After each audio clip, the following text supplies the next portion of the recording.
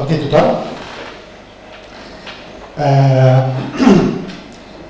Us presentaré un projecte de recerca en el qual hem estat treballant en els darrers 6 anys.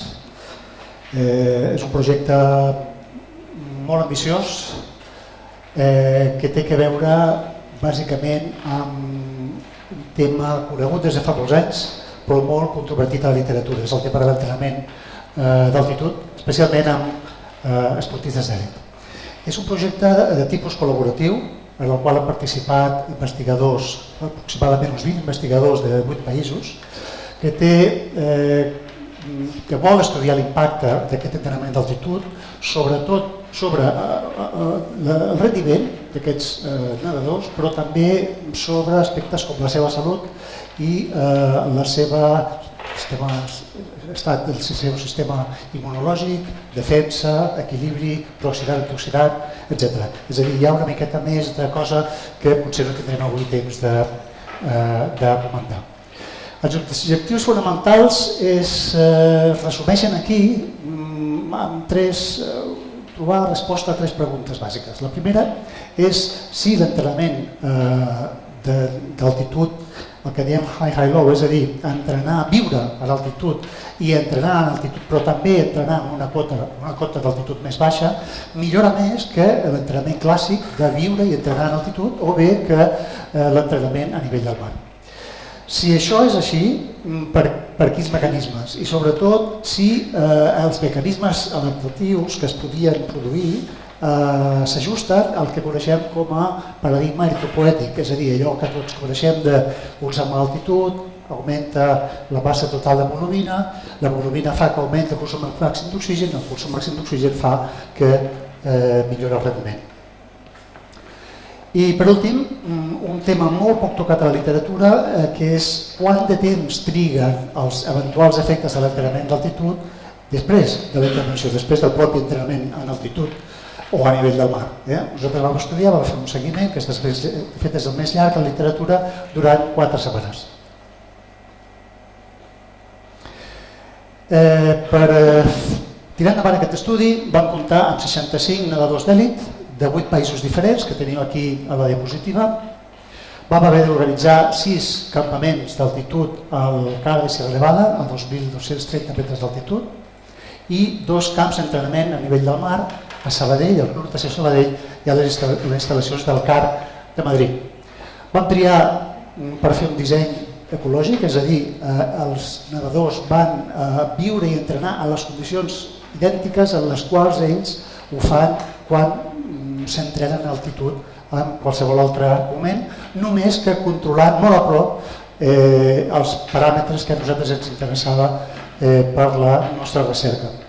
Vam fer un programa d'entrenament que estava dissenyat per l'entrenador de cadascun dels nedadors que van participar.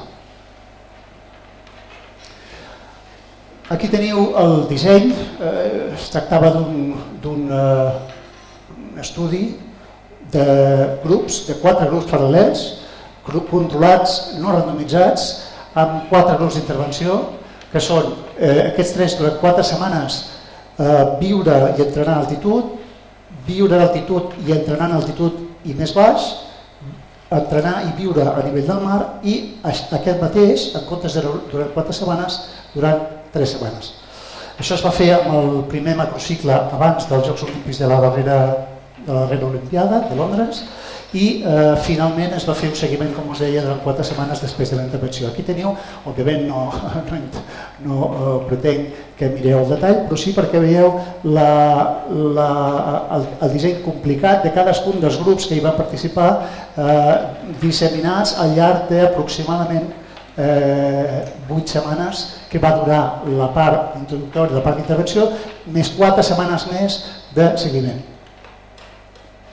Aquí teniu un esquema on podeu veure els 4 grups, que tenim una línia de base, setmanes d'intervenció, tenim els 2 grups, high-low, el grup high-low que baixa a nivell de la ciutat Iralara, que està aproximadament a 690 metres d'altitud, i el grup high-3 que fa el mateix que aquest, però menys temps, i el grup a nivell del mar.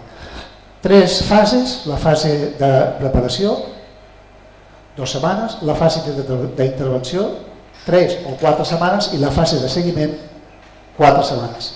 I aquí teniu en esquema els punts de control del rendiment en natació, els punts de control de paràmetres ergospirometris, consum d'oxigen, etc., que veurem a continuació, i els punts de control d'analítiques.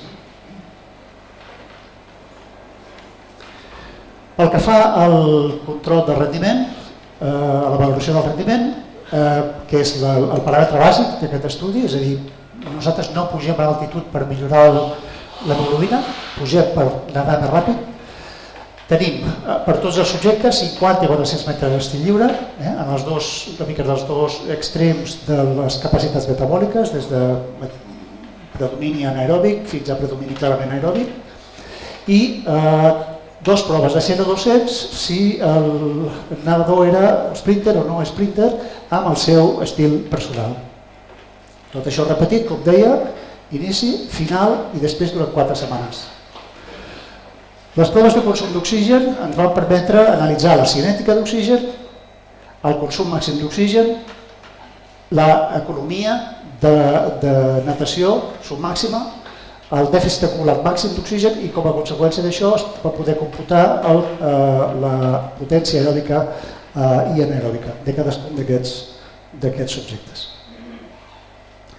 Pel que fa a les proves analítiques, tenim la massa hemoglobínica total, molt important, que es va fer no a la mesura clàssica típica de la determinació de la concentració d'hemoglobina en sang, sinó la mesura directa de la massa total d'hemoglobina a través d'un mètode de monòxid de carboni de respiració a través de la inhalació i mesura d'aquest gas a la sang. També vam fer citometria de flux, l'hemograma a través de citometria, temps ja, i una sèrie de proves addicionals. Entrenament de monitoratge de l'entrenament, si ha hagut interès podem parlar-ne més tard.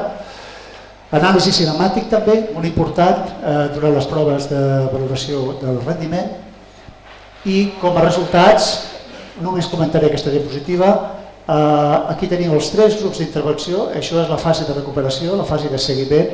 Veieu com el grup high-low, el grup que va entrenar i viure a dalt i entrenar més baix, va obtenir gairebé el doble de millora en comparació amb tota la resta de grups, inclòs el grup de nivell del mar. Això ha estat publicat, per tant podeu tenir accés a aquests resultats d'una manera àmplia en aquest article. S'ha presentat també en diversos congressos internacionals i vam tenir la satisfacció que ens atorguessin el 3è premi del Premi Nacional d'Investigació en Medicina de l'Esport de la Universitat d'Oviedo. Moltíssimes gràcies.